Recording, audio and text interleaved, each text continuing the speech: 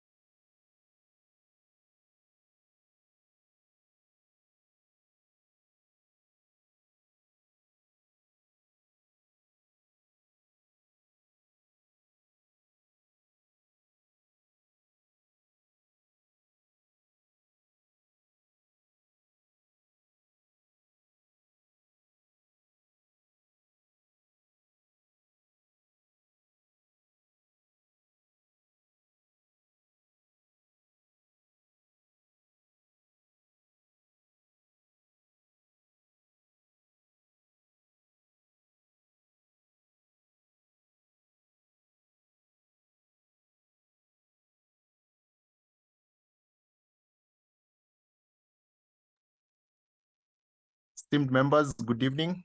Thank you for joining us. If you can hear me, just send a message on the chat. Let us know which branch you're joining us from.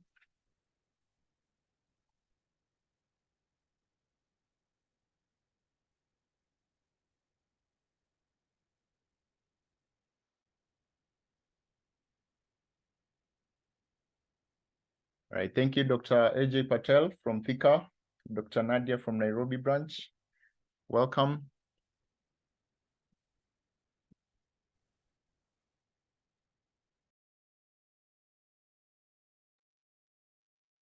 Thank you, Dr. Samuel from Nairobi branch, Karibu.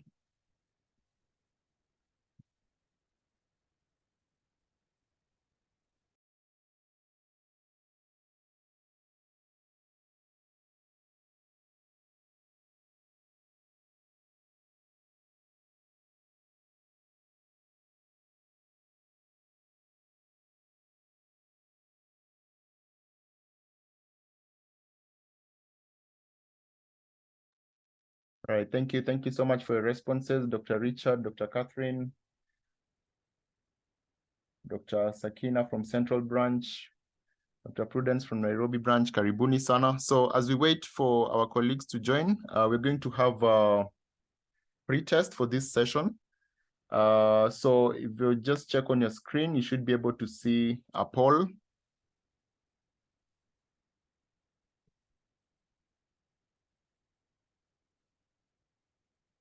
So kindly just fill in the questions on the poll as we wait for our colleagues to join in.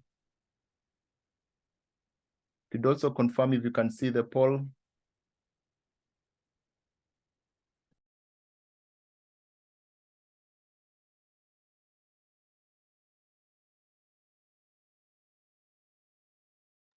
All right, thank you. I can see the responses are coming in. Just check on the poll that is on your screen and kindly fill in the poll. Thank you for joining. For those who are joining us, we are currently doing a poll.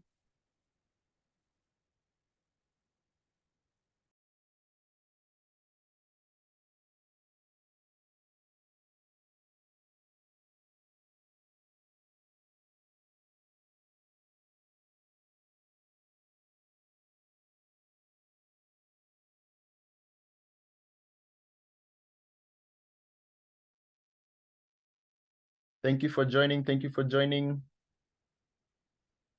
We are currently doing a poll. For those who are not seeing the poll, it should be just down below. There's a tab that shows poll. Just click on it and just launch it, and you'll be able to fill in your responses.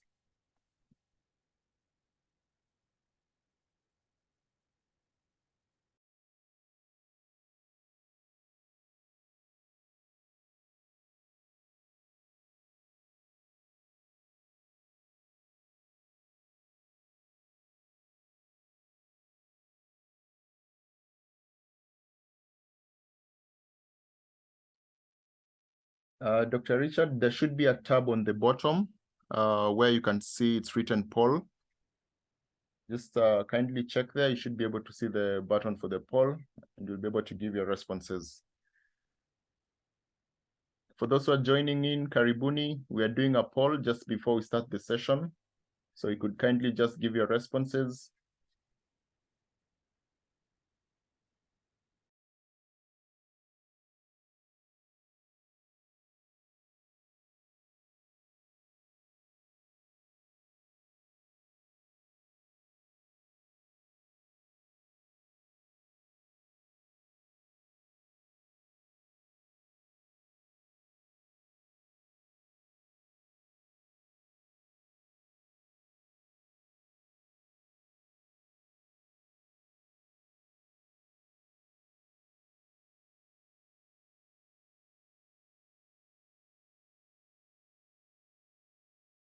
All right, thank you, thank you. I see the responses are streaming in.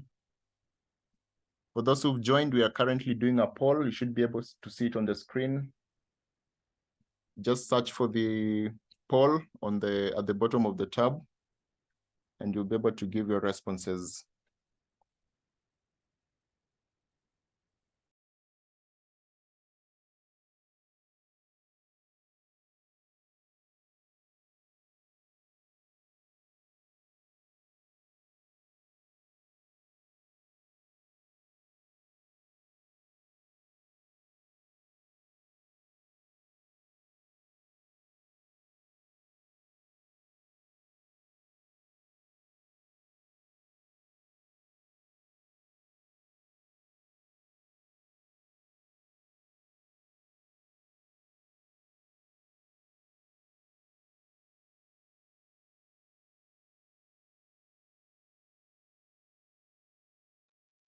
And just to note, for the fourth question, it's linked to the fifth question. So if you have no response for the fourth question, you could kindly type your response on the chat.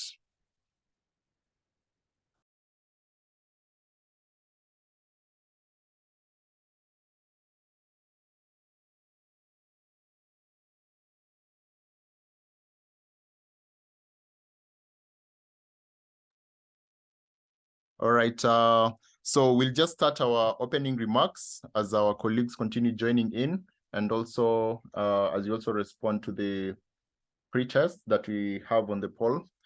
So first of all, thank you so much for joining this session. And this session has been organized in partnership with the HOPAC and the Pharmacy and Poisons Board. So today's title for the webinar is Pharmacovigilance and Patient Safety Sensitization. And we have two of our esteemed colleagues who will be speaking on this topic. The first speaker is Dr. David Water, who's the oncology pharmacist and head of pharmaceutical production unit at the Kenyatta National Hospital. And our second speaker is Dr. Bramwell Tongola, who's the regulatory officer and in the product safety department, pharmacovigilance unit at the Pharmacy and Poisons Board. And I'll be your moderator for today. So before we get started, I'll take you through the ground rules. So first, it's to thank you for participating in this session and to remind you that you'll be muted during the entire course of this session. So if you have any questions, kindly use the Q&A tab at the bottom of your window, and the questions will be addressed by the presenters at the end of the session. So for all PSK members and every participant who's joined us, kindly subscribe on the PPB portal. This is how you're going to find the event on the PPB portal. Just use the search keyword pharmacovigilance or patient safety, and you'll be able to find the event. So remember to subscribe. This will determine how long it will take until you get the tokens for this event. So we really encourage you to subscribe early so that we can have enough tokens and share to all members. So at this point, I'd like to welcome our first speaker, Dr. David Water. Dr. Water, can you hear me?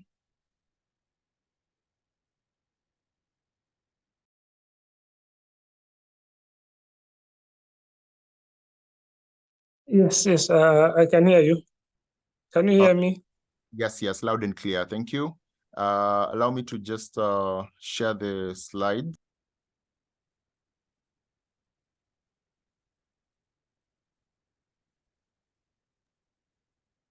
All right, so at this point, I'll end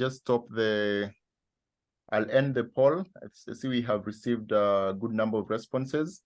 We'll have a post-test after this, so kindly make sure you're attentive so that you can give your responses at the end of this session.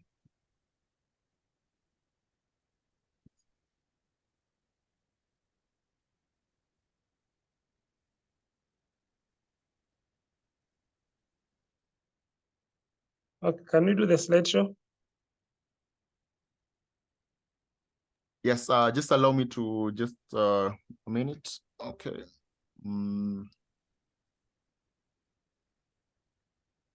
Is it full screen yet? Not yet. Okay, what about now? It's on the it's on the presenter mode, as in we are seeing. Okay, that's better. Yeah, thanks.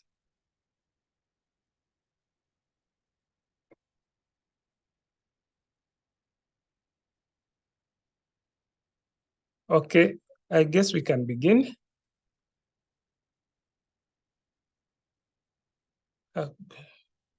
Yeah, good evening, everyone. As Doc has said, I'm Dr. David Water, and I'm based at Kenyatta National Hospital. Now, also a member of the Hospital Pharmacists Association of Kenya. And there's a project we are carrying out on pharmacovigilance and sensitization.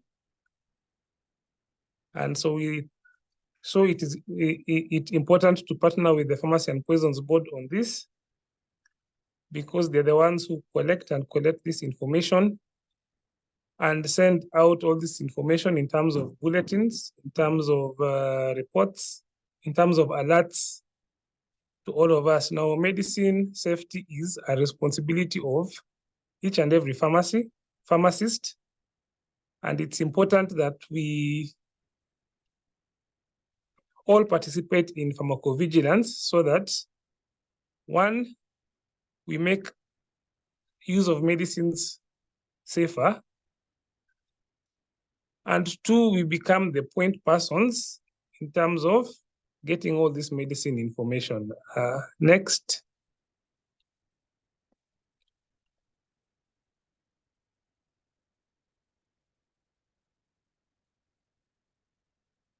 So our learning objectives, we want to define pharmacovigilance and its importance. Secondly, to describe the reporting system for pharmacovigilance. And thirdly is to report pharmacovigilance information using the relevant tools. Now, so we'll do this presentation together with my colleague from the Pharmacy and Poisons Board, Dr. Bramwell. Now, pharmacovigilance is the science and activities relating to the detection, assessment, understanding, and prevention of adverse effects or any other drug-related problem. So pharmacovigilance comes from two Greek words. One, pharmakon, which is Greek for drug, and vigilare, which is Greek for to keep watch. So that is where we get the term pharmacovigilance. Next. So pharmacovigilance is basically the process of evaluating and improving the safety of marketed medicines.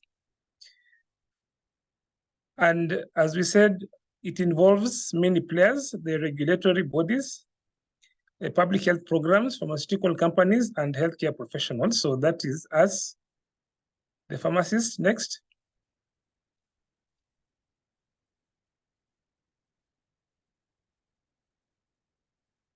Next slide, please.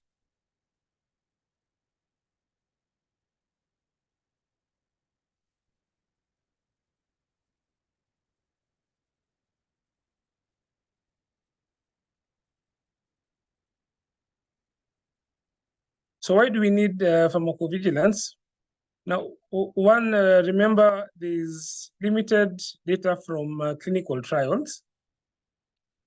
So clinical trials will be done in a sample of a population. And that depends. You'll see some having like 300 patients, 600, 2,000, 3,000, 5,000. If it's a really big number. So the big clinical trials will have there in like 5,000. Now, these types of clinical trials are not able to fully capture the adverse effects, all the adverse effects that will be due to a particular drug. And so for this reason, when medicines are now marketed, then post-marketing surveillance is done. And there you'll be able to capture some of the rare side effects that are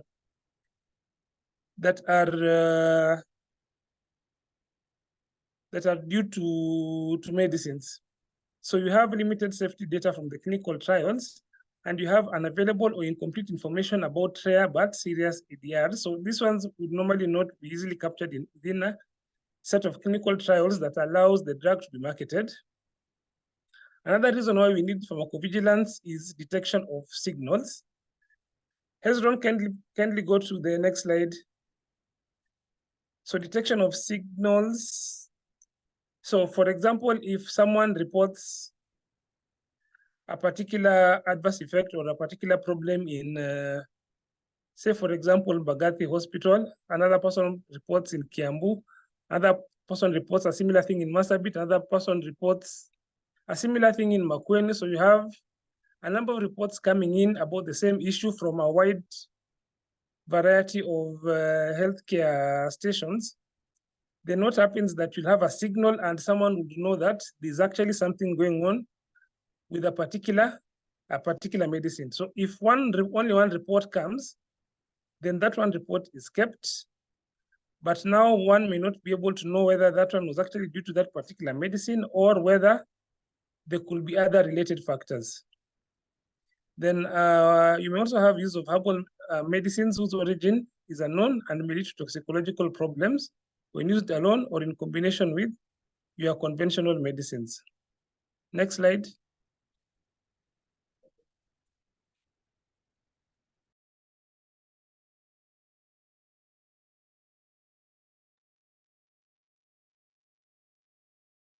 So over 70% of ADRs are either possibly or definitely avoidable. Next.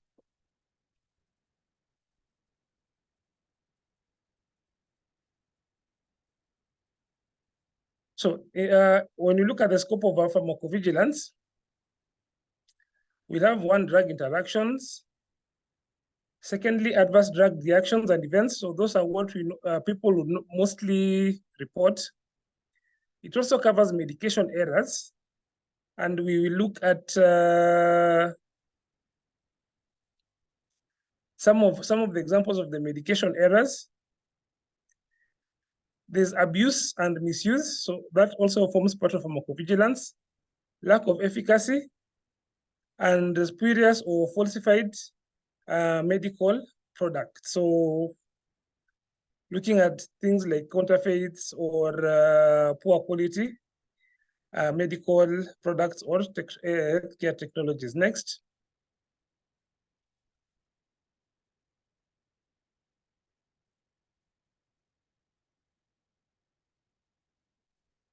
Yeah, so as we have said, we look at collecting and managing data on the safety of medicine, reviewing individual case reports to detect new signals, proactive risk management to minimize any potential risk associated with other use of medicines, and communicating and informing stakeholders and patients concerning medicines and how to avoid some of these risks. Next. When we look at the benefits of pharmacovigilance, pharmacovigilance will help us to better understand and be aware of medicine-induced disorders.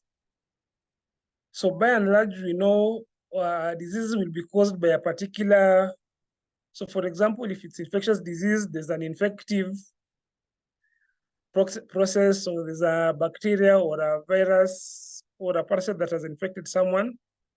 If it's maybe non-communicable diseases, we talk about lifestyle, maybe leading a sedentary lifestyle, which can lead to the risk of developing heart disease or diabetic disorders.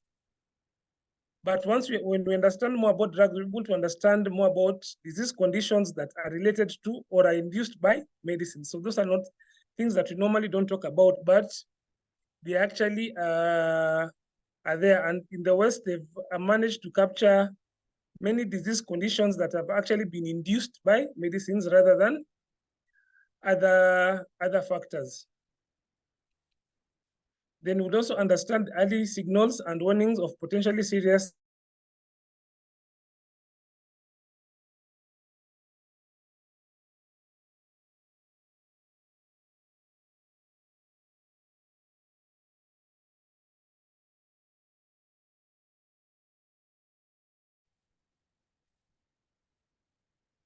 Apologies, my internet went down.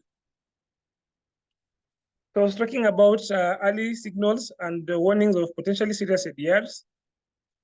Then better patient care.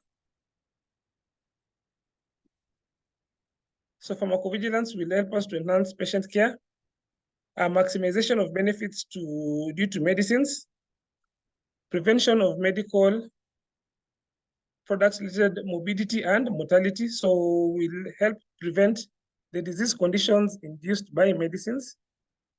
It will help us to minimize immunization errors, and of course, bring huge savings in healthcare costs.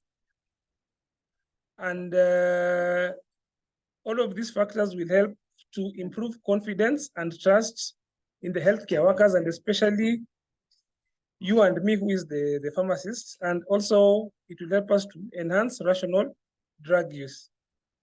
Next.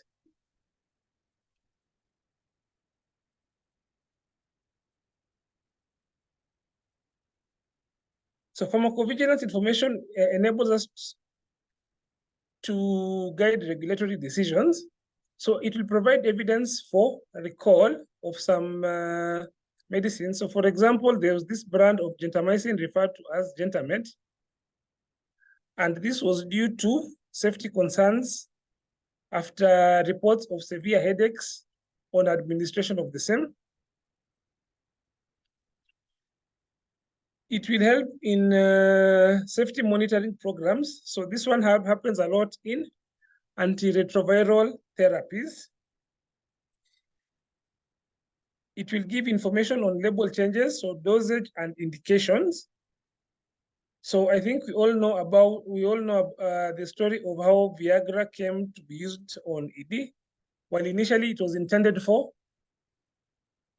management of pulmonary hypertension. So that was because of the side effects that are being reported. It will give information on scheduling and rescheduling of medicines. They will give information on drug safety alerts, on withdrawal of some medicines. There have been medicines that have been in the market and that have been withdrawn.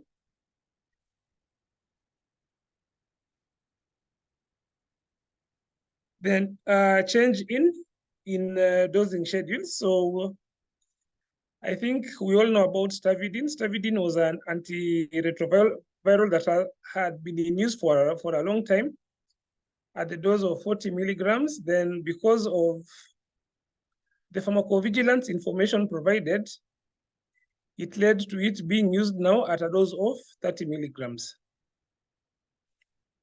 Next. So we look at adverse events.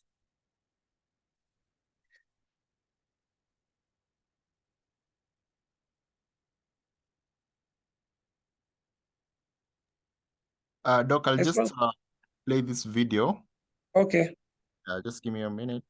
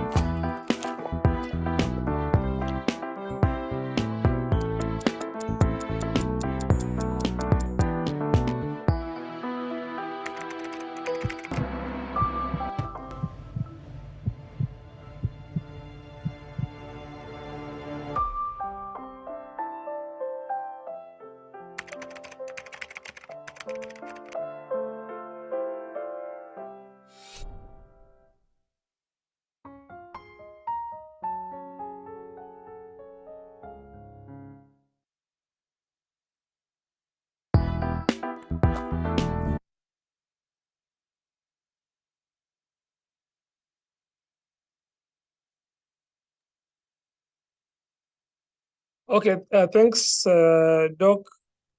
Doc, just allow me to, I'm seeing the video is a little bit blurred. Let me just fix that.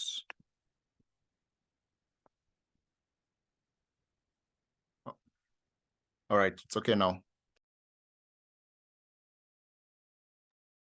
Okay, thanks. So kindly type in the chat what you saw on that video, or rather what you saw was happening in that video. Kindly type in the chat, and at some point we will just take we'll just take up some of those comments on what we learn about pharmacovigilance from that video. Now, an adverse event is any untoward medical occurrence during treatment with a medical product that may or may not necessarily have a causal relationship with the medical product. So the idea basically is you've taken a particular medicine and you have felt something, you felt something adverse. And so what you have felt could have been related to that particular medicine, one, and in some cases may not be necessarily related to that particular medicine.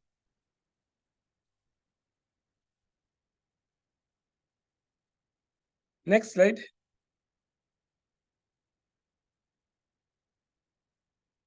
So a side effect is any unintended effect of a pharmaceutical occurring at doses normally used in humans and is related to the pharmacological properties of the medicine. So a side effect is something that, so it's basically related to the pharmacology, one. So it's definitely expected. It's well known. It will generally not result in change of the management of the patient, will occur with a predictable frequency and will resolve within some time period of starting therapy. And the intensity and occurrence will be dose related. So an example given here is chlorpheniramine with drowsiness and dry mouth, which is related to its anticholinergic properties. So the dry mouth is something, or the dry mucosa is something that is related to its pharmacology, and it's taken advantage of when you're using this to treat, for example, allergic rhinitis. Next. An adverse drug reaction. So this is a response to a medicine which is noxious, unintended, and occurs at doses normally used in humans. So when you talk about adverse drug reaction, you're talking about something that is noxious and it's unintended. So you're basically not expecting that to happen, or you're not intending that to happen. And noxious meaning there's some adverse nature to that particular event. So a serious adverse reaction. So here we are talking about grade 4, grade 5 adverse drug reactions.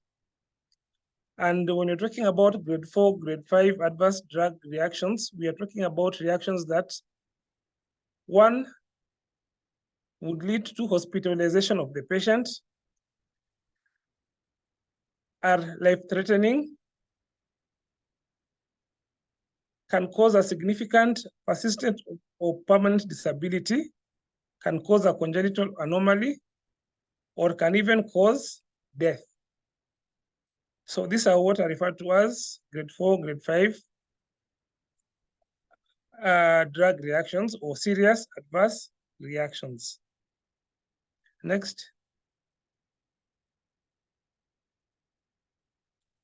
So a medication error is any preventable event that may cause or lead to an inappropriate medication use or patient harm while the medication is in the control of the healthcare professional, patient, or consumer.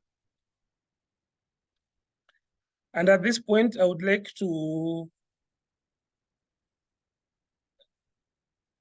just give a small classification of the medication errors. So there could be one, prescribing errors. So for example,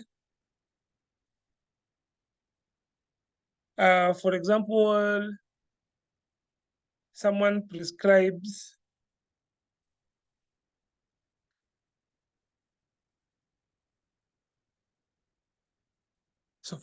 for example, someone prescribes, I'm trying to think the top of my head.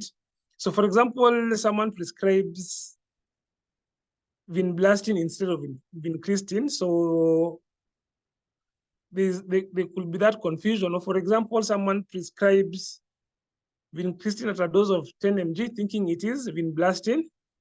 And so that could, if that gets the patient, then that would be an overdose. Or if someone by mistakes writes chlorpheniramine instead of 4 mg, they write 40 mg. So that is a prescribing error because they've done an overdose. So there could be a dispensing error. So for example, a patient has a prescription for mixed insulin and you give them soluble insulin. So that could be a dispensing error.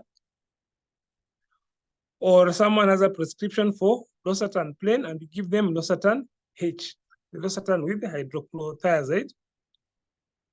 So that could be a dispensing error. Or for example, someone could have a prescription for something like nystatin oral drops and you give them nystatin pessaries. So those are dispensing errors. Then you could also have administration errors.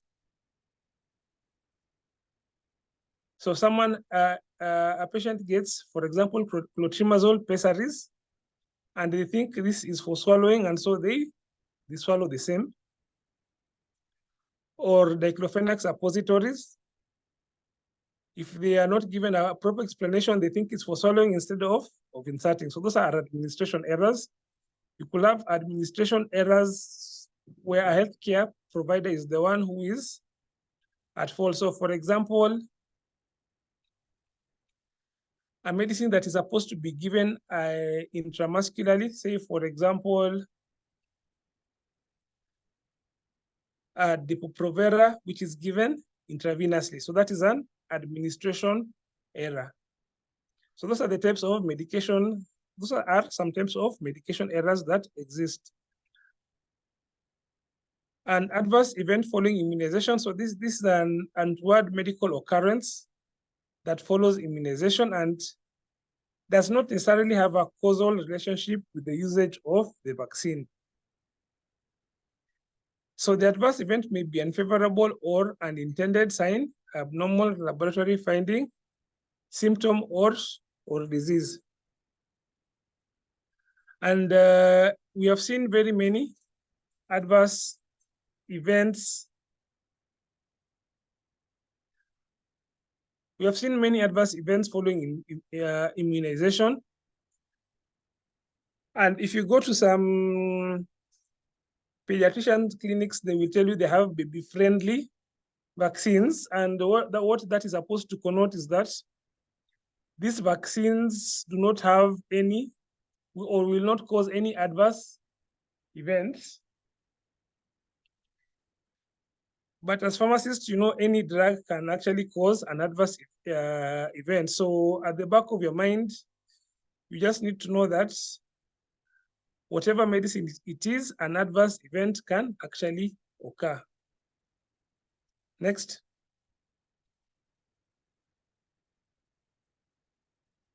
So a blood transfusion reactions, I think these ones we are well aware of them. So transfusion reactions, these ones can occur, especially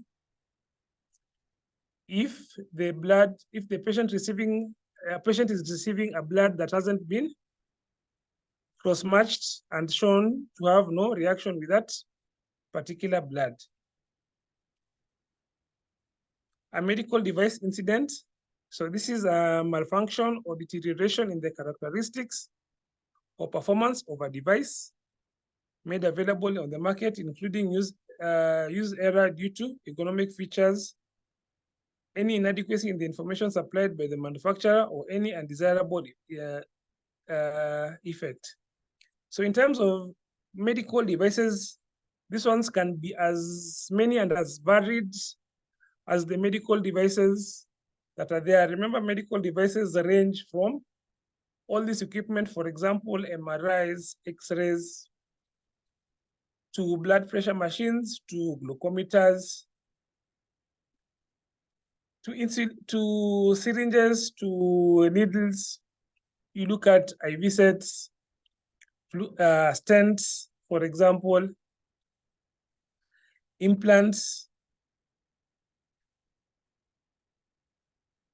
So all these things are medical devices and they can all malfunction. In my practice where I work, I've seen very many malfunctions for administration sets. So the IV administration sets, I've seen very many malfunctions. So you find some are leaking, you find some have particles inside, you find some are not able to control fluid as they're supposed to. So we see many of these things in practice, and all these things are also supposed to be reported, because remember, it's the Pharmacy and Poisons Board that also regulates the medical devices. Next.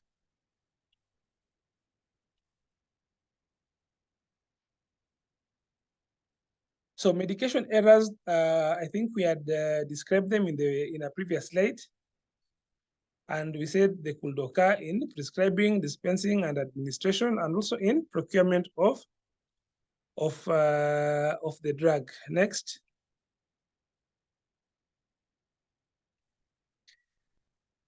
So reported medication errors should be used to find the root causes of the errors.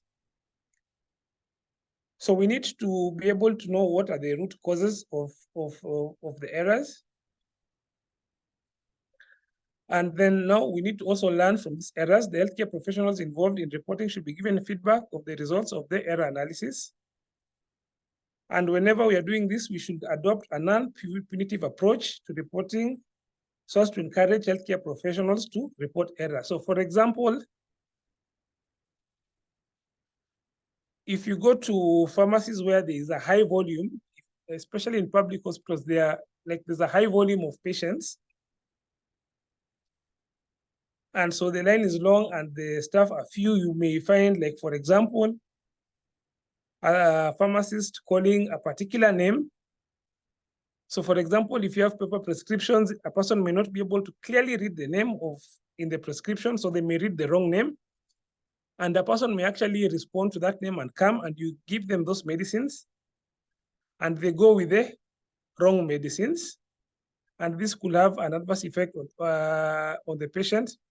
Something else, and you'd see this a lot in our WhatsApp groups.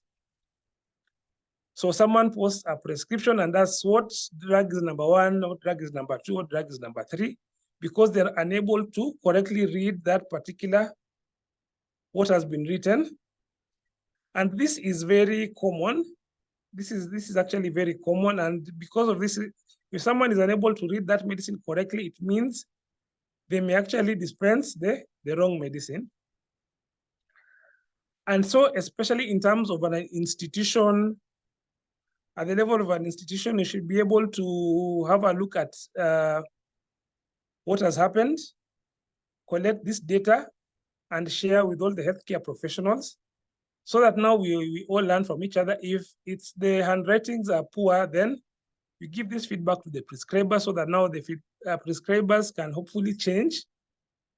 Or if the hospital administration has enough financial power, or if they have the budget, they can probably adopt computerized physician prescriptions, so that now you minimize on such errors in terms of misreading or on what is in the prescription. Next slide.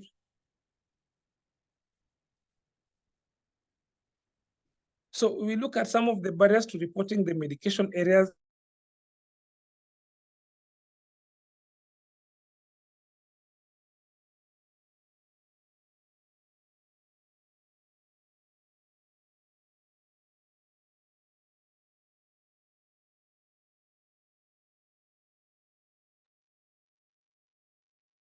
Hello, hi Doc. I think we lost you. Can you hear me?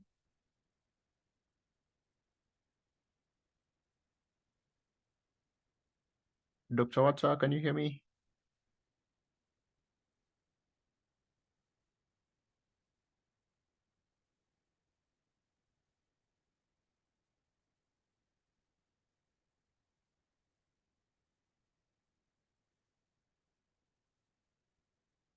All right, I think he's having connectivity issues. So meanwhile, for our participants, kindly just on your PPB portal, kindly ensure that you've subscribed for the event as we wait for Dr. Wata to join us. And also, if you have any questions, you can just type them on the Q&A chat and they'll be responded to at the end of the session.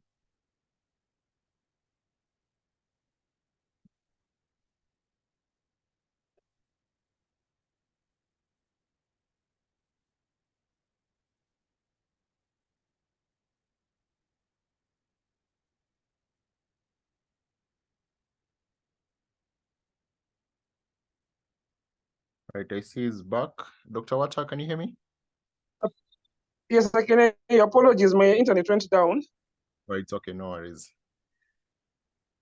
Okay, yeah, so we had talked about fear of consequences. And then now lack of time for reporting medication errors, especially where work volume is high, workload is high, and staff are few, then people may find it a bit difficult to report medication errors. Lack of training in medication error reporting for healthcare professionals. So if someone does not have a PVAS account, for example, then it may be difficult for them to actually do the reporting. Then a culture of blame. So if people don't have this culture of quality improvement, but the culture is for blame and for backbiting one another, then it may be difficult to do this reporting. And of course, lack of organizational leadership and support can be a barrier in terms of reporting of medication errors. Recording in progress.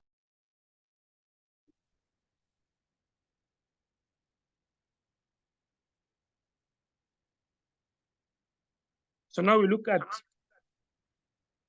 post-marketing surveillance.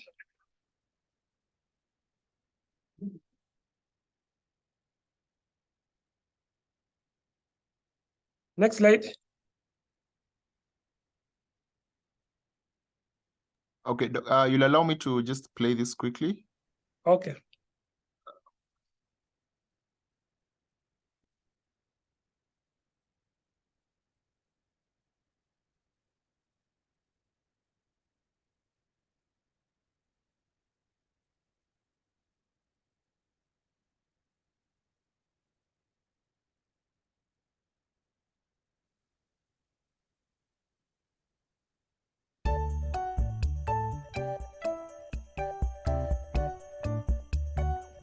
I have a prescription from a doctor.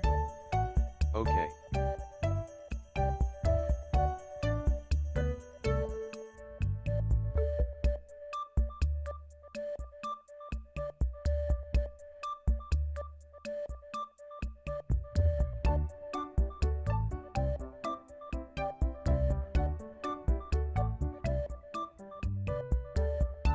Thank you.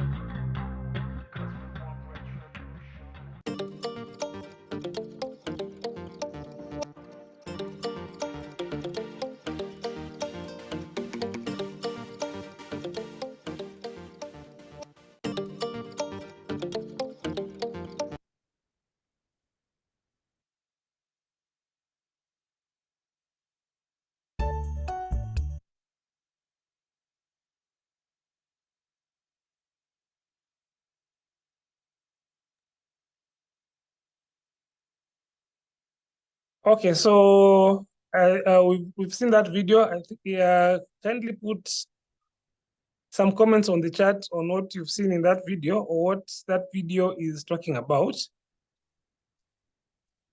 As we continue, you can actually just type on the chat and say what the video is talking about. Now we'll talk about a little bit about post-marketing surveillance. So this refers to all processes that are carried out continuously to track and monitor quality and safety and efficacy of medicines in the market. So this is after medicine registration or approval or marketing authorization. Next.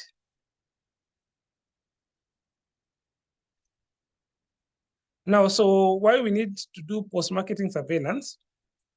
So medicines may not necessarily retain their quality, safety, efficacy after registration over their shelf life.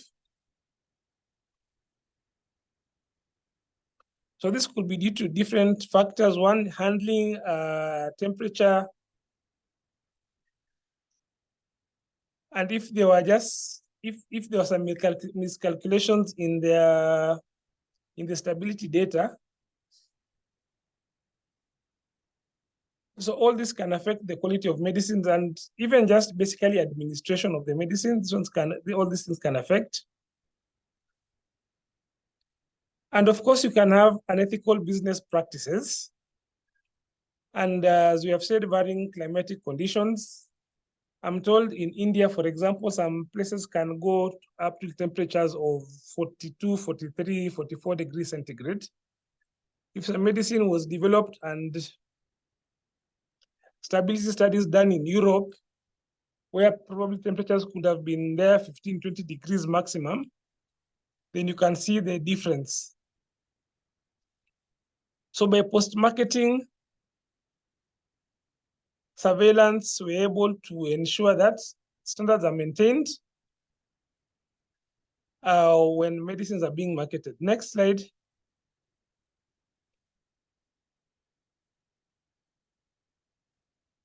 So we'll briefly look at falsified and substandard medicines. So the World Health Organization defines a falsified pharmaceutical product as a product that is deliberately and fraudulently mislabeled with respect to identity and source. It applies to both branded and generic products and include products with either correct ingredients, wrong ingredients, or without any active ingredients, or with incorrect quantity of active ingredient, or with fake packaging. So basically, if someone goes to Kariobangi, gets some, prints the blister pack for headaches very well, and then he puts whatever he wants as a tablet and does the blister pack very well and labels it as headaches and markets it as headaches and mixes it within the supply chain of headaches, then someone in that market will be able to get that. And what they take may not necessarily be headaches, but a falsified product. So you could do it for headaches, you could do it for a generic paracetamol, you could do it for an original, like the branded Panadol, you could do it for whatever it is, but it is a falsified pharmaceutical product. Next. So these are some of the examples that have been impounded by regulatory bodies in East Africa. Next. Next slide.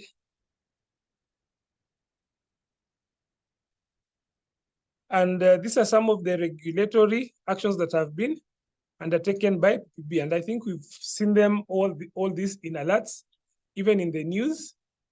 And in the reports that we send out, we have seen the board taking all these regulatory actions within the Kenyan market. And I think, Dr. Hezron, this is where I end.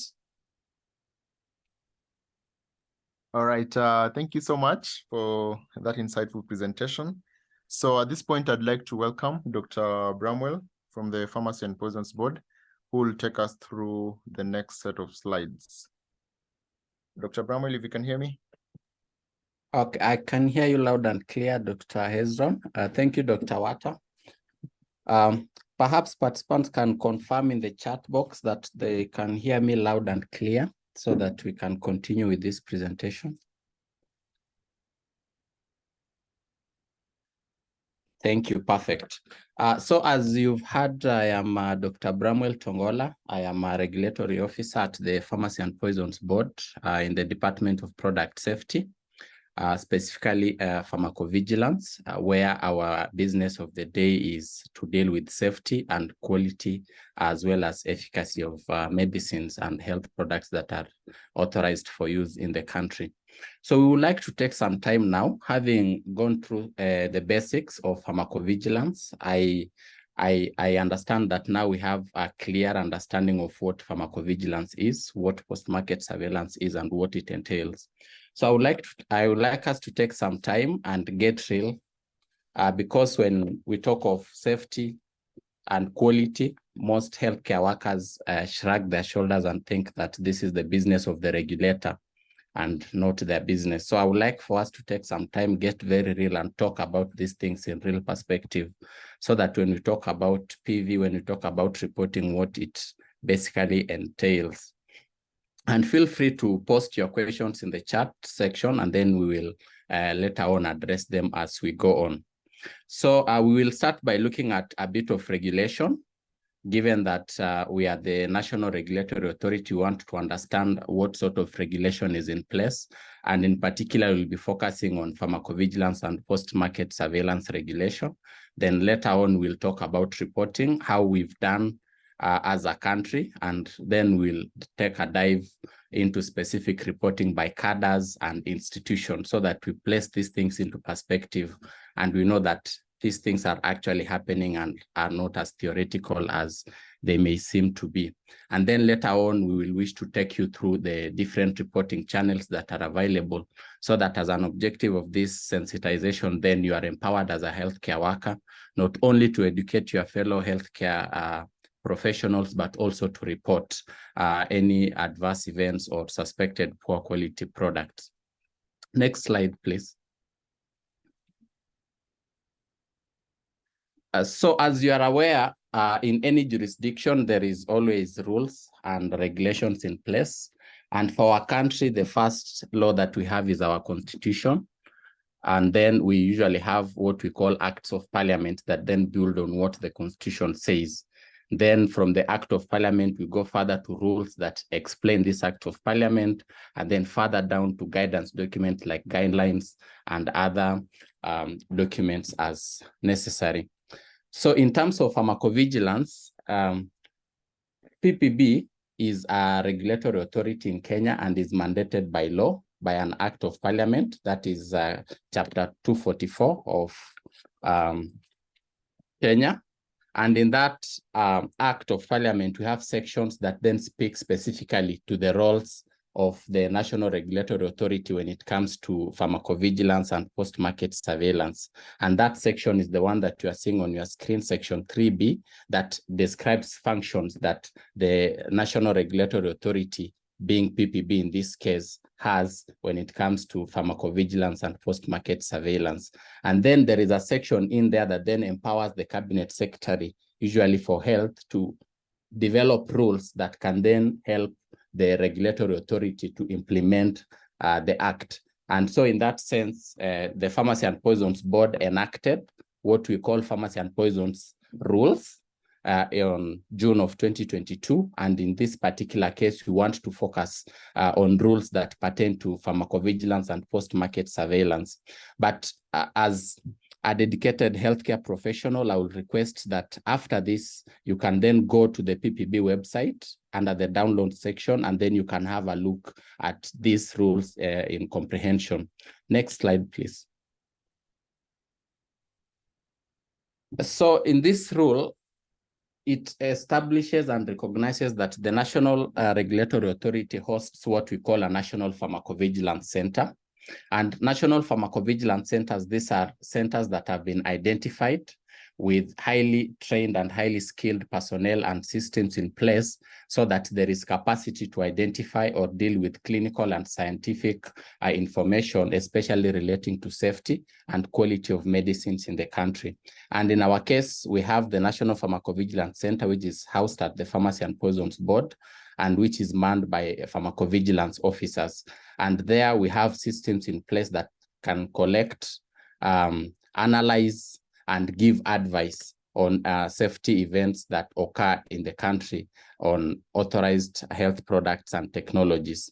And here we want to look at some of our roles as healthcare providers, because what we do as healthcare providers is that we are very proficient, we are very highly skilled in managing patients. When a patient comes with some sort of pathology, they will get diagnosed, they will get treated well. But what often we fail at is our role, especially when it comes to safety surveillance of medicines.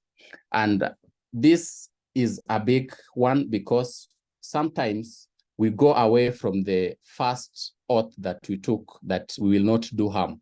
Sometimes we cause harm to the patient, most of the time not in our power, as due to perhaps adverse drug reactions that happen without us wanting them to happen, but sometimes we cause them to happen. And mostly we cause this to happen over and over because we fail to report even the adverse events and suspected or falsified poor quality medicines that we encounter in our day-to-day practice. So among our roles, especially in safety surveillance, the first one is that we have a big role in promoting rational drug use. And later on, we'll see that when we fail at this cardinal role, then we are causing harm to the patient. And we'll have some real examples of what has been happening in the country later on. And then one of our other roles then is to enhance patient education and conduct patient education, especially on adverse drug reactions or adverse events. And this usually includes counseling on medication use. And we are going to see how you can work with the Pharmacy and Poisons Board to enhance this part. And it's expected that after this training, then from the knowledge that you've gained, then you will be in a better place to educate and increase patient education, not just on matters of diseases, but also on matters of safety, efficacy and quality of medicines that they're using at any time. And then our biggest role here then will be to detect and initiate clinical management and treatment of patients whenever they present with ADRs. And for this role, we've done very well as healthcare workers. Patients will present to our different levels of care. We will recognize or we'll identify that this indeed is an event that is an outcome of the use of a health product. We will go ahead to manage this patient, but what then we fail at is reporting. And then that becomes our next role. Next slide, please. Our next role then is that after we've managed these patients, then we have a role to report. So most of the time we do very well in detecting and clinical management of patients, but we fail acutely in reporting. And as we go along, you will realize that this is has a big impact, especially in prevention of occurrence of some of these events. And then we will look at how, as a healthcare professional, you can utilize data, the same data that you will report, how you can utilize this, and we'll show you that this data is actually available and can always be used to enhance decision-making at facility level all the way to national level. And then of all other things, then we have a role to participate in capacity building. All the other roles then will speak to the roles of other stakeholders, but today I want us to recognize the fact that as healthcare practitioners, as primary healthcare workers, we have a role, first of all, to enhance rational drug use, to educate patients, especially when it comes to safety, efficacy, and quality of health products. And then we have a very big role in reporting of adverse events and suspected substandard or falsified health products to the Pharmacy and Poisons Board. And later on, we are going to look at some of the ways of reporting. Next slide, please. Okay, so remember when I started, I said that we want to get real and we want to look at what the Pharmacy and Poisons Board with the National Pharmacovigilance Center has been doing. So the country started its pharmacovigilance system not a long time ago, but we have matured along the way. So we started our National Pharmacovigilance Center or system there about in June, mid of 2009, and slowly we've built capacity over time. So when the National Pharmacovigilance System started, what we had manual reporting forms, so that we will print forms, take them to facility levels, and then healthcare workers will fill them and then courier them to the Pharmacy and Poisons Board. But slowly over time, we had to adapt, and we came up with nice tools, electronic tools that make it easy for the patient to report, for the healthcare professional to report, so that we receive these reports on a timely manner, and then we can process them as adequately as possible. So this slide then just gives us some overview of what has been happening in the country from 2011 up to the end of last month. So as you can see over time, we've done a really good job, but then this is not the ceiling. And then this becomes a call for reporting that as healthcare professionals, we go ahead and continue reporting. And later on, we are going to learn on some of the benefits of this increased reporting. Because remember from the beginning of the training, or rather this sensitization, you are informed that the ultimate goal of pharmacovigilance, of course, it starts at detecting, but then towards the end, we are looking at prevention, so that the more you report, the more we have a chance to respond to these events, the more we have a chance to respond to suspected or falsified poor quality medicines, and the better as a country we are at in minimizing these risks to the same population that we took our oath to protect. So over time, we've had a decrease in the use of manual forms, but due to electronic reporting tools that we are going to look at later, we see that these have made reporting very simple, very interactive, and real-time, so that as a healthcare professional, whenever you report, there is someone on the other end, a highly trained officer who is receiving this report, handling it professionally, and then getting back to you as adequately as possible. Next slide, please.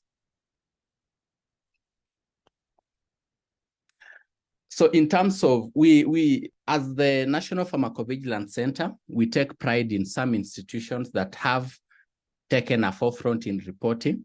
And if you are from these facilities, kudos to you. And we hope that you are part of the healthcare professionals that are championing the front and the fight for increased safety, efficacy, and quality of health products in the country. So we had a list of top reporting facilities. And as you can see on the left side of your screen, we have quite a number of about 13 facilities that have really been reporting, and we congratulate them for that.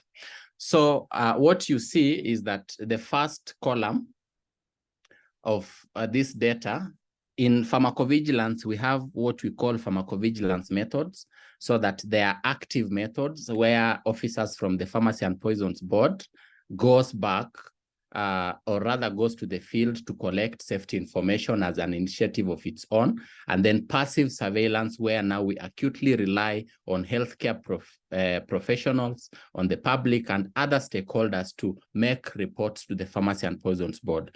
So we've had institutions that are highly reporting because they're participating in active surveillance, but then on the right side, we have institutions that are reporting even without active support from PPB in terms of active surveillance. So to the likes of KNH, Kiambu District Hospital, Aga Khan, Thika Level 5, Portrays, Nanyuki, Muranga, kudos to you and hongera, and may you keep up the reporting, because then you are helping the country and you are helping the enhancement of safety of our products in the country. And if your facility is not captured in this, then this becomes a challenge to you, so that you go ahead and stimulate reporting. And we'll later on look at some of the advantages. But the end goal is that we get to enhance safety, we get to ensure quality and efficacy of the products that are in use among our patients. And remember, today you are a healthcare provider, and tomorrow you might be the same patient that is using that product. Next slide, please. All right, so this other slide tells us on how different cadres have been reporting. So we have the highest reporting cadre being a research assistant. What this means is that these are officers who have been given some level of training to report, especially in active surveillance, so that there are studies going on where we are looking to monitor the quality and safety of products in the country, and they are the most reporting. But ordinarily, we've had pharmacists reporting at 30% of all reports received, and this data is from January to the end of last month. And then we have clinical officers and nurses. And one of the things that we like to say is that pharmacovigilance is no longer the business of the pharmacy professionals, so that reporting is not the business of only the pharmacists and pharmaceutical technologists. We want to demystify that fact and say that reporting is for everyone, from the public to healthcare providers to all stakeholders. All right, so that now going forward, you are challenged as a healthcare provider to go on and report. And then in terms of reporting, Nairobi County has been submitting the most reports, and kudos to the county. And these are the top reporting counties. So if your county is not represented here, then this becomes a call for reporting, that going forward, you will put in appropriate measures to stimulate reporting. And by that, it means that you will start at your own level of practice, and then we cascade it upwards up to the national level. Next slide, please. So having talked about how reports have been coming in, we understand that with advancements in healthcare technology, with advancements in healthcare systems, then we have a wide range of products that are under our jurisdiction, or rather products that we use in our healthcare system. So then what are we to report? Is there a ceiling to reporting? The answer is that there's literally no ceiling to report. And then we have to report all adverse events, whether serious, whether not serious, whether documented in product literature or not, or rather what you call side effects. We have to keep reporting all this. And at the Pharmacy and Poisons Board, we have different tools for the different products, and we are going to look at these tools shortly. There are tools for reporting adverse drug reactions or suspected reactions following use of medicines. We have a tool for reporting events that occur from the use of vaccinations. For example, during COVID-19 vaccines, we saw multiple people getting vaccinated with complaints, but some were not reported because you were not aware, all right? Then we have tools for reporting of incidences that follow the use of medical devices, a reporting tool for transfusion reactions. You also have a role in reporting therapeutic failure, so that at your level of care, a patient does not come to you and say that they have not responded, and all you do is to substitute and leave it at that. You have a role to report that you are suspecting a lack of effect or a therapeutic failure, as the case may be. And when it comes to reporting, what happens is that you really don't have to be certain most of the time, and what we tell you is that you only need to be suspicious and then submit this report, and that way we are building on the safety of these medicines. The other areas that then we can report are product quality defects. For example, you see a blister pack, it's supposed to be a white tablet, it has changed color, or it's a missing tablet in that blister, or the color change of a solution. All these manner of defects, then you have to report them. And the other one that we've done dismally is the reporting of dependence and abuse, or rather misuse of health products in our country. Next slide, please. So these are some of the tools. These tools are color-coded, but then they have titles just to help. For example, the most dominant ones that we are aware of are the yellow form that is used for reporting of adverse drug reactions. These are responses to medicines that are usually not intended, and when medicines are used in their normal dosages. And then the pink form is for use for reporting suspected poor quality medicines, or whenever you suspect that this product is falsified, or in a layman's language, if you suspect that it's a fake, but the term to use is suspected, falsified. Then the other forms is the IFE form. This is for reporting adverse events that follow immunization or that follow use of vaccines in the country. The others, we have blood transfusion reaction forms, the blue form that is used for reporting of medication errors, a green form for use of reporting incidences that follow the use of medical devices, and we have an important tool that is called a patient alert card, so that whenever a patient has or reacts to a medicine in a certain way, then you issue them, especially for allergies, so that you minimize the risk of that response happening again, because the patient will go to a different healthcare system or this different healthcare level. Then you minimize the risk of that patient getting the same product. Next slide, please.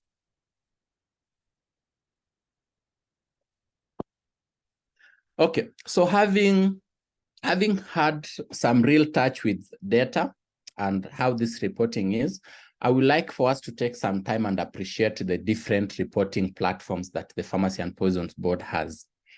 So the National Pharmacovigilance Center has put in a lot of investments to ensure that as a healthcare worker in your routine operations or in your day-to-day business, as you manage your patient, whenever you encounter or whenever you detect an adverse event, or whenever you suspect a poor quality product, you can quickly access these tools and report as quickly as possible, and by submitting as comprehensive information as possible. So the PPB, in its effort to make reporting easier, to make reporting much easier for you. There are ways in which we've put up these systems.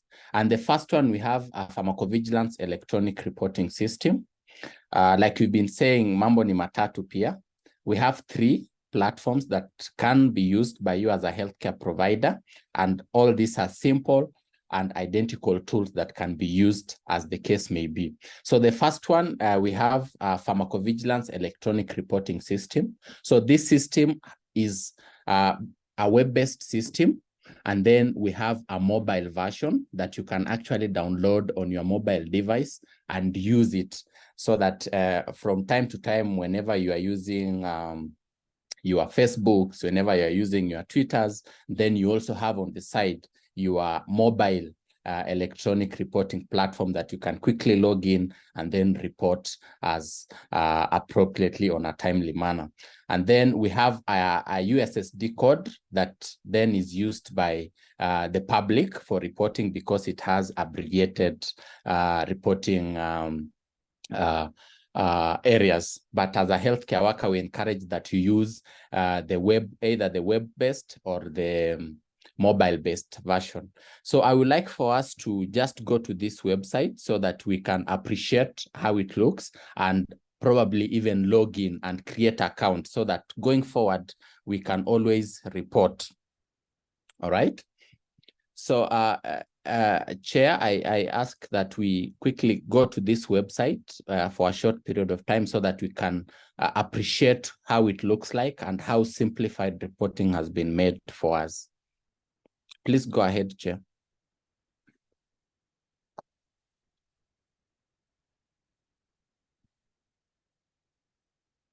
All right. So you can always, in your web browser, you can always type in the word pv.pharmacyboardkenya.org, pv.pharmacyboardkenya.org, so that you can move together and search. So whenever you search, this is your landing page. This is the landing page. And as you can see, we have a chance for the general public to report. We have a chance for the healthcare provider to report. And we have a chance for a marketing authorization holder to report. A marketing authorization holder is literally a manufacturing company. If you work or you are the responsible person for a manufacturing company, then you'll click on that. But since we are all healthcare providers, then we will quickly click on healthcare provider. So when you click on healthcare provider, you get some guidance on what you can report as a healthcare provider. And when you scroll on the bottom, there is a guidance for each and every other different form. So when you want to report a poor quality product, there's some guidance. You can click on that drop down and it indicates what you will require to report, and so on and so forth. And for you, given that I'm assuming that most of us do not have accounts on this platform, then you will click on register. You will click on register. Just quickly click on that so that we can appreciate. You will put in your username, a username that you will not forget. But for to avoid human error, we encourage that you put in your email address as your username to minimize chances of you forgetting it. Then you put in a password that you will not forget, confirm it. Put in a valid email address, because once you are done, an email notification will come to you to confirm your registration. Put in your institution details and so forth. And then once you are done, there's a bit of mathematics to do, and then you submit. All right. And then a notification will come to your email to activate your account, and then voila, you will be ready to start reporting. But what I would like for us to do then is to appreciate some of the powers of this platform. Just go back to the home. Just go back to home, click on home. So whenever you come in, remember I said that one of our biggest roles as healthcare providers, apart from rational use of medication, apart from advising the public, apart from reporting, we have a role to also interpret this data and use it for our own consumption. So there is a section on summaries. There is a section on summaries up there. Whenever you click on it, it tells you the status of reporting in the country. And this is live, and it gives you some overview of how reporting has been done. And this can be broken down by the different reporting forms. For example, for SADR, that is the adverse drug reaction, for the adverse events following immunization, poor quality health products, and so on and so forth. So the call then is that after this, you can quickly go and register. And we are going to put a telephone number, a 24-hour telephone number in the charts that is owned by the National Pharmacovigilance Center that you can always call to seek for guidance, especially when you have a challenge in registration or when you have a challenge in reporting. But basically, these tools are very simple to use, and you are encouraged to report as often as possible. So if you can quickly just go back to the slides.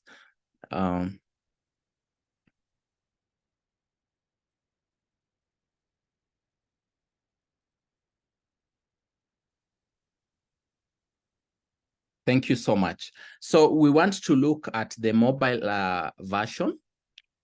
Let's just go to the next presentation. So as I said, alongside your Twitter and your Facebook, it will be great for you as a healthcare worker to take pride in your work and to have this mobile version next to your Facebook so that it enhances reporting on a timely manner. So for you to access this platform, you will go to your Google Play, or for those of us who use iOS, you will go and then search for MPverse. So whenever you search for MPverse, for some devices, it will tell you that search instead for movers. Just below it, there is MPverse. You click on it, and then this application comes up. All right. So you will see it. It's called MPverse, and then it has the logo. It has the coat of arms and the word Pharmacy and Poisons Board around it. So what then you will do, you will download it as you will download any other ordinary application. Next slide, please. So once you download it, it will land you to more of a same page similar to the one that you've looked at for the web-based platform, where then you will select on healthcare provider and register. So once you register, then that app will always be with you, and you can always report on a timely manner so that these experts at the Pharmacovigilance Center can then receive these reports, interpret these reports, process it, and then at the end, we will all be contributing to patient safety. Next slide, please. So this platform, just hold on, I just go back. So this is a USSD code. This USSD code really is meant for the general public. This has limited fields of reporting, and it will be unfortunate if a healthcare worker you end up using this code. So the reason why we have this here with us is, remember, one of our roles is to educate the public, so that in your education, then you mention this code so that the public in their own houses, wherever they are, they don't have to come back to the facility and tell you. They can actually directly report to us using this code, and then we'll receive that report and process it as accordingly as possible. So next slide, please. So what then happens after reporting? And it's important that we understand this so that tomorrow and the day after tomorrow when we report, we have a feel of what is happening with our reports, all right? And whenever you report, whether it's through the manual forms, whether it's through the web-based or the mobile application, this report is received at the National Pharmacovigilance Center. And at the PPB, this report is processed only by the qualified pharmacovigilance officers. We understand that the board is a whole organization with all manner of functions. But when it comes to reporting, there are dedicated staff that have been trained, that are skilled in handling these reports. And the way they handle these reports, it's in such a professional manner and in such complete confidence, so that you will not report today and hear tomorrow that your report is being discussed somewhere, your name is being mentioned. So they're always handled in complete confidence. And the manner in which they're handled is that, first of all, we receive your report, we acknowledge your report. You'll always get an acknowledgement. And the best part about the web-based platform and the app is that it's quite interactive. It's like we are chatting with you, okay? So that we'll give you a response, we'll give you an acknowledgement that we've indeed received this report, then we will process this report. And the way we process this report, as we said earlier, we are reporting all events, whether they are known, whether they are serious, whether they are not serious. We are reporting all this. So processing is different for all. But for serious reports, and a serious report is a report or an event that either led to death, either caused hospitalization of a patient, or prolonged hospital stay, caused disability, caused congenital anomaly, or was life-threatening. For example, a case of anaphylaxis. So such cases, we call them serious reports. This will then always lead to an investigation. And an investigation, we don't mean the DCI way of investigation. This means that you'll have pharmacovigilance officers coming to the facility to collect more information, because we understand that adverse events happen for multiple reasons. It could be because of the product, it could be because of the practice, and all manner of reasons. So more information is collected. Sometimes you'll get called by these officers, you'll be called to share pictures and so on and so forth. So once this investigation is done, the country has what we call advisory committees. So Kenya has 2 advisory committees. We have a pharmacovigilance expert review and advisory committee that deals with adverse events related to use of medicines, devices, blood and blood products, herbal products, name them all, cosmetic products and all. Then we have a second committee that is called the National Vaccines Advisory Safety and Advisory Committee, and that deals with adverse events that follow immunization. All right. So once investigations are done, these reports are taken to these committees that are quite independent of the board, and then they make an assessment. And this, we call it causality assessment. What this means is that we use scientific objectives and scientific data to show or assign a causality to say that this event happened and it's either caused by the product or it's caused by any of these other reasons. And then after causality assessment, the board then will issue feedback. All right. And we know that the board has had a challenge in this in the past, but as you know, the board is evolving, we are improving over time, and we are issuing feedback to reporters, feedback to the health facility, feedback even to the national level. And this, we are going to look at it shortly.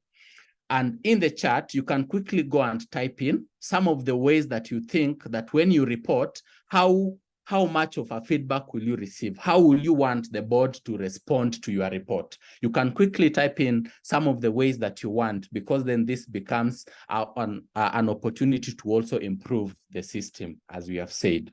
Then after feedback is shared, the board also has a responsibility to share data with global bodies. For example, the National Pharmacovigilance Center that is housed at the Pharmacy and Poisons Board is a member of an international drug monitoring program that is housed by the World Health Organization in a place called Uppsala in Sweden. So we contribute our data to this because we know that safety of medicines is not bound by boundaries. Safety is a global issue. Quality of medicines is a global issue. And so we have to contribute data. Kenya contributes data.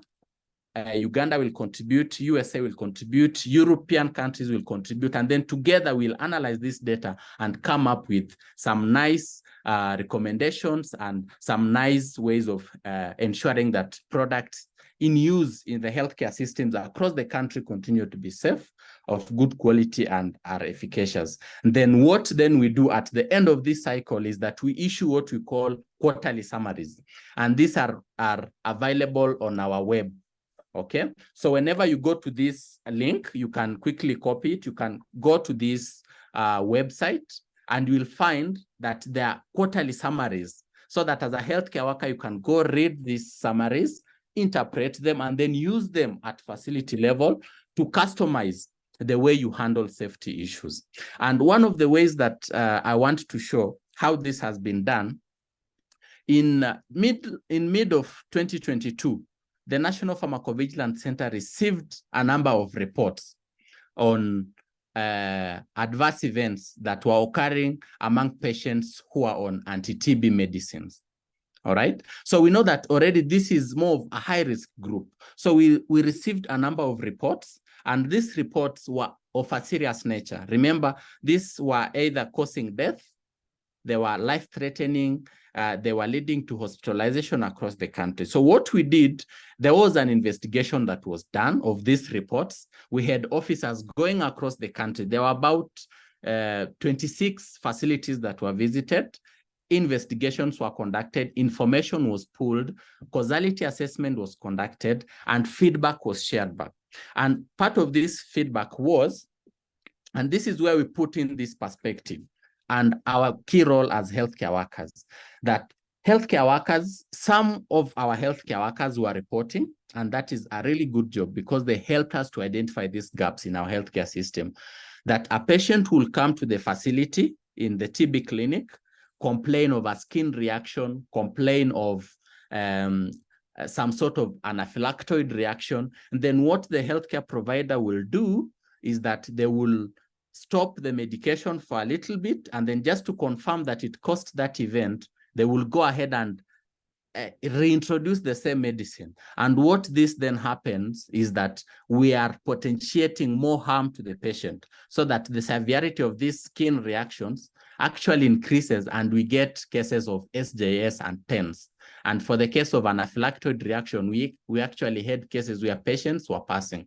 And from this assessment, the country issued an advisory or a safety alert to all healthcare providers in the country that whenever it comes to antitubercular medication, the number one role is to follow guidelines that have been issued by the program that is in charge of TB and leprosy and neglected tropical diseases. And then whenever there occur such events, especially of skin reactions, anaphylactoid reactions, you do not do a rechallenge. You do not stop and introduce the medication, because what you are doing, you are causing more harm to the patient. All right. And then, and so on and so forth. So I don't know if, Chair, you can quickly go to this website so that you can just have a feel of what we are talking about.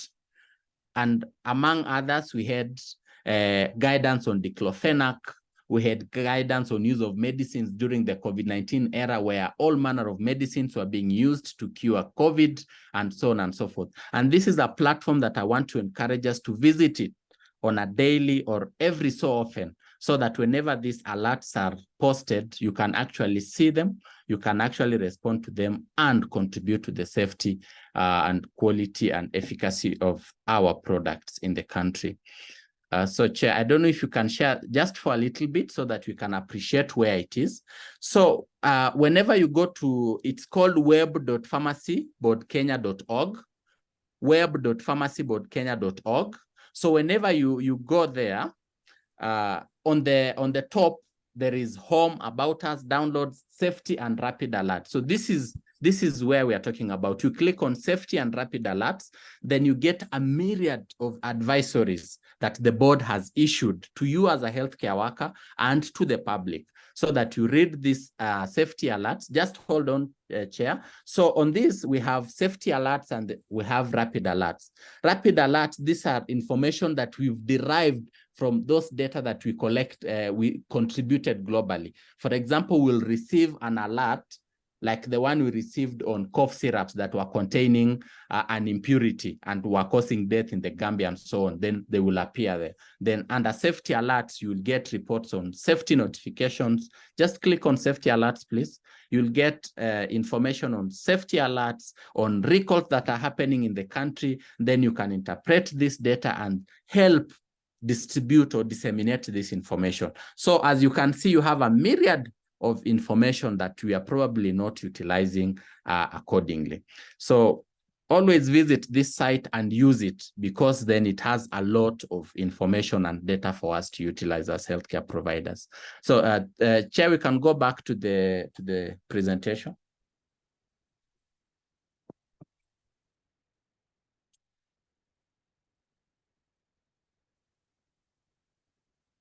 All right. Just go to the next slide. That was to help us appreciate the flow of things so that tomorrow when you report, you know what is happening in the back end so that whenever we call you, you respond as quickly as possible. Today and this week is the Med Safety Week. This is a week that is dedicated to patient safety worldwide. And as the National Pharmacovigilance Center through the Pharmacy and Poisons Board, we are putting out this communication so that you and I, you and your neighbor, you and your colleague can help make medicine safer for everyone. And we can only do this by reporting. And report all side effects, report all documented events, report all whether serious or not serious, report so that we can interpret this data and we can take regulatory actions about it. So as we come to the end, please go to your Twitter, reshare, like it first, share and retweet so that it goes as far as possible and it reaches as many people as possible. And remember, platforms ni ngapi? Ni tatu. You can either report online via the web-based Pharmacovigilance electronic reporting system, or better, you can download the mobile-based app and have it with you. Or you can encourage the public to report via the USSD code, that is *271#, or there is this number, 0795 743 049. That is a 24-hour number that is always manned by a qualified pharmacovigilance officer. And you can call to request for guidance, to request for help in reporting, or as the case may be. So this is a call for reporting, and I hope that we've gained something, that tomorrow, or rather today, even before you sleep, you will start submitting those reports that you witnessed today, and together we will make Kenya a safer place. So thank you so much. I hand it back to the chair.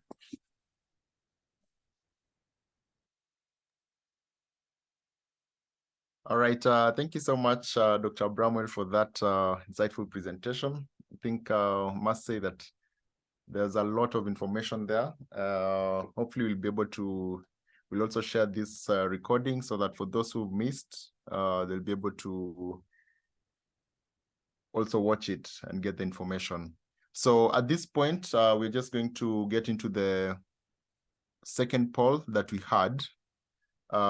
Just allow me to launch in a bit.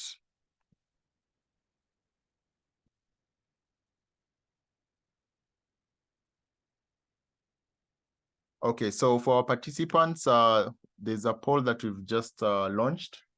So kindly provide your responses. So for the first question, it's going to be a single choice answer. Then the second one, we'll expect you to send your responses on the chat. So someone kindly confirm on the chat if you've just seen the poll. All right, I'm seeing some feedback is coming in. So for question 2 and 3, kindly type on the chat.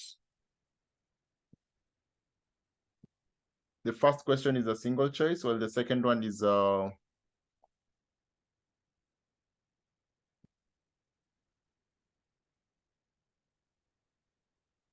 right, I'm seeing the responses are coming in. For question 2 and 3, kindly type your responses on the chat. First question is, which of the following requires reporting in pharmacovigilance? We have serious adverse events, non-serious adverse events, side effects, A and B, and all of the above.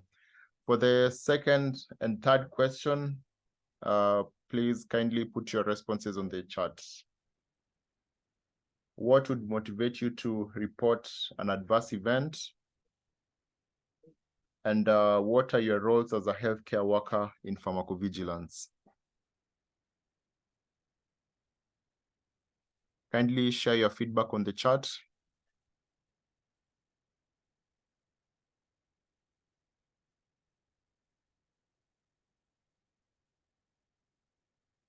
I see 17% of you have responded.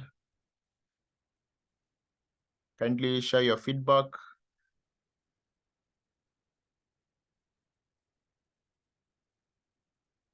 for question 2 and 3, you're expected to share your feedback on the chat.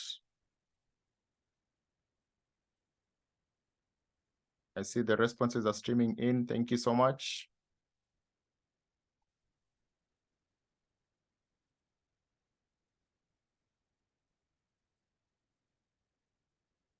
Meanwhile, if you also have questions, kindly put them on the Q&A tab.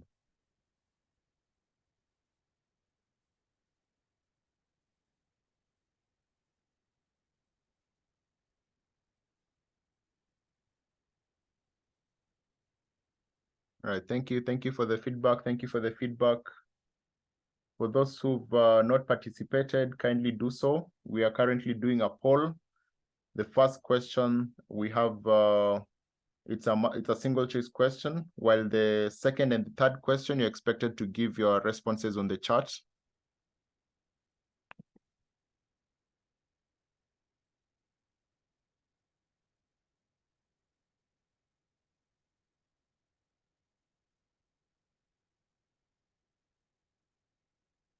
Question 2 says, what would motivate you to report an adverse event? And question 3 says, what are your roles as a healthcare worker in pharmacovigilance? Question 2, what would motivate you to report an adverse event? And question 3, what are your roles as a healthcare worker in pharmacovigilance?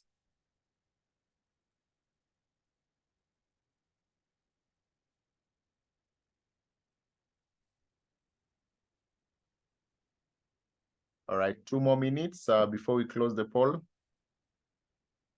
Thank you. Thank you for those who are giving feedback.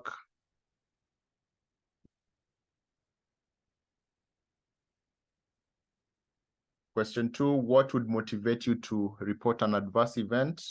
And question 3, what are your roles as a healthcare worker in pharmacovigilance?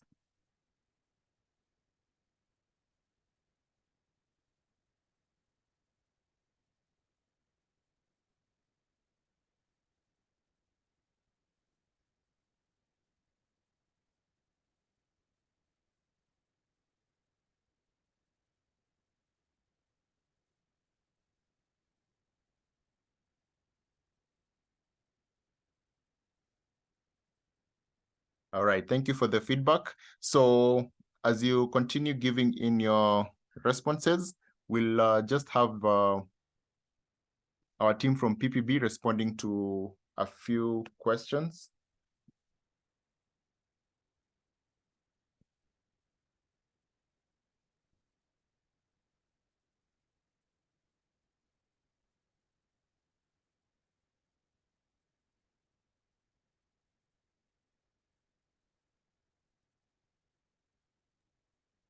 So we'll start with the first question, and maybe Dr. Wata, you can also see some of the questions that you can also respond, though I'm seeing most of them are directed to PPB, but then at any point where you see that you can give a response, you're welcome to do so. So the first one is from Caroline, who says, please elaborate on how to review serious ADR at facility level and report to the Pharmacy and Poisons Board. So maybe Dr. Bramwell, Dr. Wata, you could comment on that. And also the other team from PPB, you're welcome to give your comments. Okay, thank you, Dr. Hezron, and thank you for that question. It's really a good question. So when you look at the flow of events, the first, it starts at reporting. So that as a healthcare provider in any healthcare facility, you start by reporting this event. After you report, depending on whether it's serious or not, it's first of all, it's processed. If it is a serious event, it's then investigated, and there is a protocol for investigation.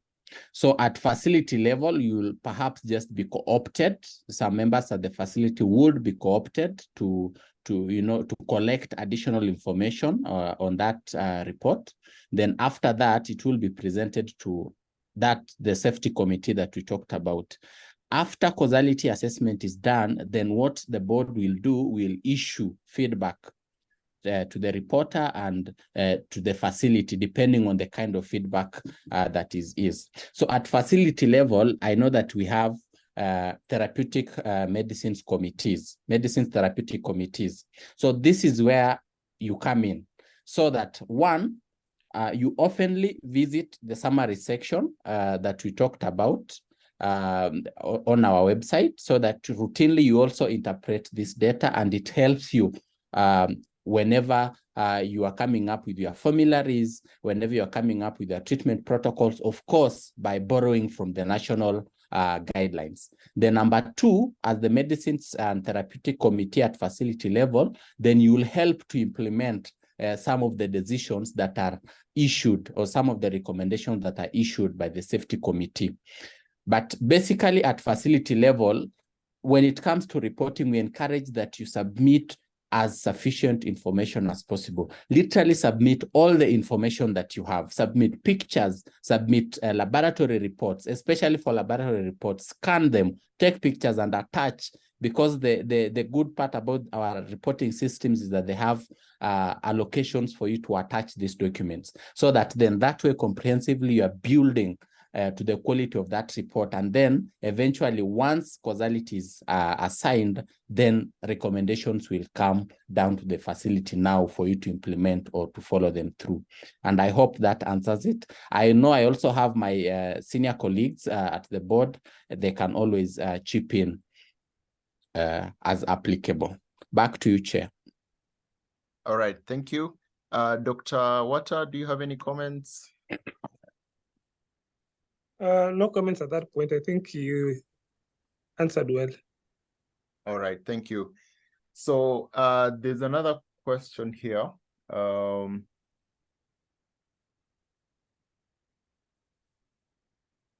This is from Dr. Tiberius. And then, Chair, I understand that my fellow colleagues have been responding to those questions in the chat section. So maybe as you go through, you can maybe identify only those that have not been answered or responded to. Or if participants feels like a question has not been responded to clearly, then maybe they could rephrase it so that we can have a chance to respond to it, if that helps. Thank you. Yes, that helps. So I think first I'd like to encourage everyone to go to the Q&A tab. Our colleagues from PPB, Dr. Pamela and Dr. Martha, have been responding on the Q&A tab. So for those who had questions, I see most of them have been answered on the Q&A tab. So maybe just to the one that I've seen that we've not had a response yet, that's from Dr. Tiberius, who says, reporting and analyzing SADRs is meant to ultimately inform decision-making. What would you say is the impact of PV system on policy and practice since 2009? Wow, what a relevant question, and I was hoping we will hear it. Practical examples. Remember when Dr. Wata was presenting, he talked about some chlorhexidine products that were causing harm to patients. So what happened is that we had a product that contained chlorhexidine, and we know that chlorhexidine is used at the umbilical cord for disinfection. So this product was available in a packaging that looked more of an eye drop. So what happened is that mothers will visit pediatricians, and then they will get prescribed tetracycline eye ointment and chlorhexidine gel. So the mother gets the two, and then while at home, they go ahead and instill the chlorhexidine gel into the eyes of the children, and the TEO to the umbilical cord.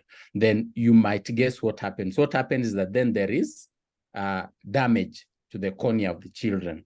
So these were reported. Then what happens in policy is PPB responded to this and issued an advisory to the manufacturing companies or to marketing authorization holder and mandated them to change the packaging of this product. And that way we have ensured the safety of the eyes of our children.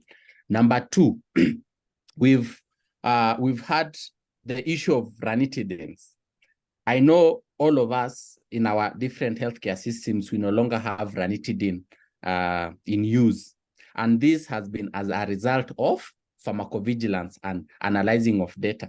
We got reports, and upon investigation, it was discovered that this product contained some nitrosamine impurities. Then what led to that is that a product was withdrawn. So basically what I'm saying that in terms of policy, we can have products withdrawn from the market.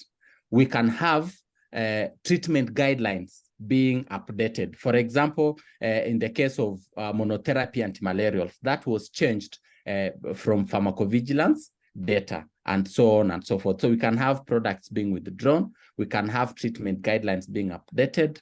We can have cases where products are recalled from the market. We can have guidance documents like the safety updates that we've shown you in the presentation. Back to you, Chair. All right, thank you so much. There's another question from Dr. Rehab, who's asking, at what point does the report get to the respective MAH if reported by public or healthcare providers? Okay, thank you. That looks like a question from someone from the industry. So whenever the Pharmacovigilance Center receives these reports, the marketing authorization holders of these companies can always write to the board and request for this data, so that whenever you write and request for this data, of course, when we give them this data, it's totally de-identified so that the identity of the reporter and this institution is not available. All they will get is information on the event, literally information that will help them in development of some aggregate reports that manufacturing companies or rather product owners develop, also in an effort to enhance the safety, quality, and efficacy of the product. Back to you, Chair. All right, thank you so much. I'm just trying to see if we have any other question that has not been responded to.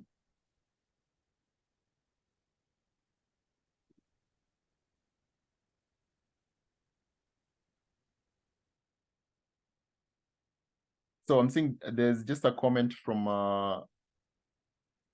one of our members who says the current hard copy that you download from the portal is not user-friendly, too small spaces, and makes it tedious to fill in. So I guess that's where the digital platform also comes in, right? Yeah, and that feedback is well noted. That is really good feedback. And we've taken note of that, and we'll ensure that that is amended. And just as you've said, we can now take advantage of these digital tools, these electronic tools, because we are also in a digital era, which then enhances reporting on a timely manner, so that we can also respond to these issues on a timely manner. Thank you. All right, thank you so much. So I'm seeing we're almost reaching 9 p.m. So I think at this point, I'd like to just welcome our panelists to just give any parting shot. And also, I'd like to also give a chance to any other team member from the Pharmacy and Poisons Board to just give any comments. Maybe we could start with you, Bramwell, then Dr. Wata, then we give a chance to anyone who could give any comments from the Pharmacy and Poisons Board. Well, thank you so much. I know it is an evening where you will have chosen to do other things, but you took time to come to this momentous presentation, and sincerely, I thank you for that. And the next is that I hope that this presentation has kind of opened your eyes and opened, or rather motivated you, so that from now onwards, then you know that you have a role in safety of the products that are in the country, and that you will actually start reporting. And in case you have a challenge, We've typed the number in the chat. Please call that number and we will always be here to help. So this is a call for reporting. And this is to tell you that for those of us who have been reporting, please keep it up. And for those of us who have not been reporting, it's my hope that this has been an eye-opener and that we'll pick this up, and together we will contribute to the safety, efficacy, and quality of the products that are in use in our country. Thank you and have a good night. Right. Thank you so much, Dr. Bramwell. Dr. Water. Yes, thank you all for coming and joining us in this webinar. Thank you for listening. And let's just keep up the work of reporting. I think it will generate a lot of data and it will raise the profile of the pharmacist. Thank you. All right. Thank you so much, Dr. Water. Do you have any comments from our senior colleagues, Dr. Pamela, Dr. Martha? Maybe if you have something.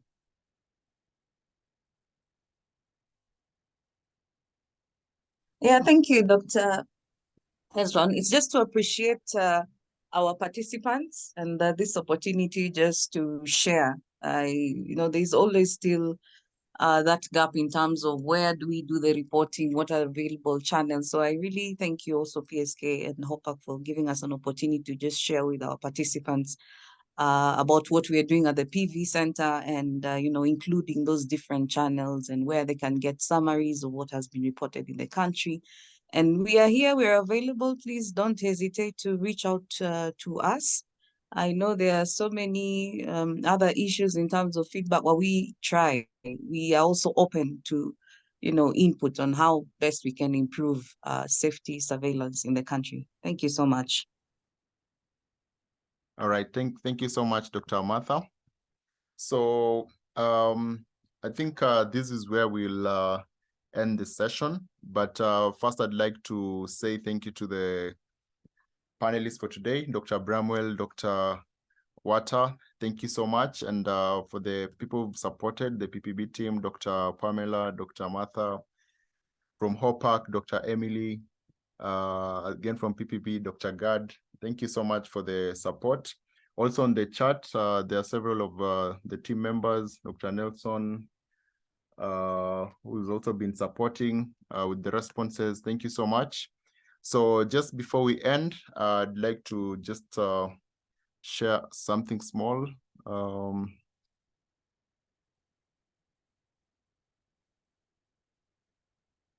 right, just to remind you again, kindly subscribe on this event on the PPB portal. Search for the keyword pharmacovigilance or patient safety, and you'll be able to get the event. Then the last thing, just to remind you, we have the dinner and dance for PSK that is happening on 17th of November. And the other thing is the next year's conference. We have a date. So just to remind you to kindly save the date. The conference will be happening in partnership with the International Society for Pharmacoepidemiology. And it's going to be happening at Sarova White Sands. And the date is 10th to 14th of June. Also, to remind you, next week we'll be having a webinar on responsible use of rivaroxaban. We'll be sharing the links out with you soon so that you can also register. So thank you so much for joining us today, and have a good evening.